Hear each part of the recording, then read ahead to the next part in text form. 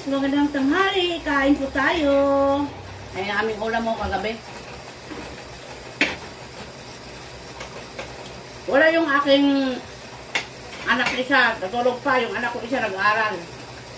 Sabi ko magtikain muna. Asawa ko sa tindahan. Yan, ganyan kami dito guys. Mga busy. Yung isang anak ko si Taria, oh. Kaya pa mag-almusal.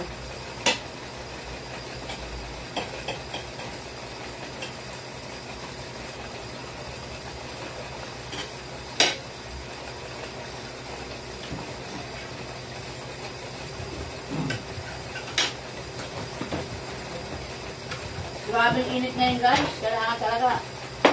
Grabe kaya electric pa namin guys. Pag dito sa kusina, 3 electric fan. Ako na, ako na. Ako naman sa tayo guys. Ako sa tindahan muna ako. Daming bumili ng bigas. Tawa ko sa anak ni Didi eh. Bibili pala ng bigas. Ilang balik-balik na siya. Kain po tayo.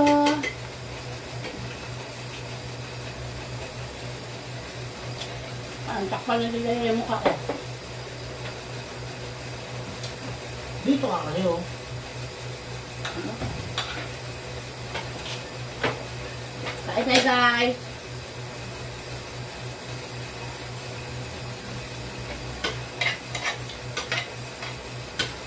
Ako pagising ko kanina, nag-inom ako ng nilagang ano, tagdoon, tanglad. Dahil kahapon, nahilo na naman ako.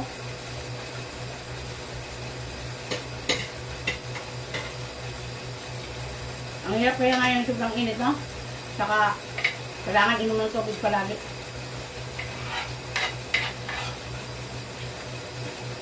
Kain po tayo. Inuulam ko na yung milon sa kanin ko.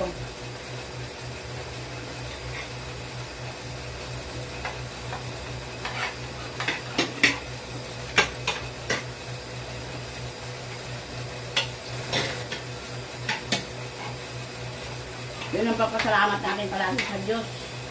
Yung binibigyan tayo ng mga biyaya.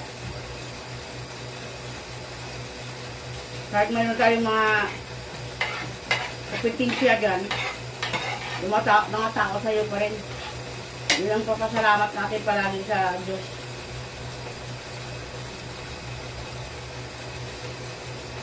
Wala ko yung bunso namin. Tulog pa. Babayo kami. Sabi babay ka nga. Babay po.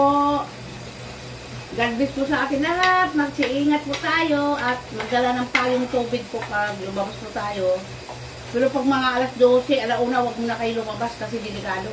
O ikaw, sabi mo. Bigla. Bye!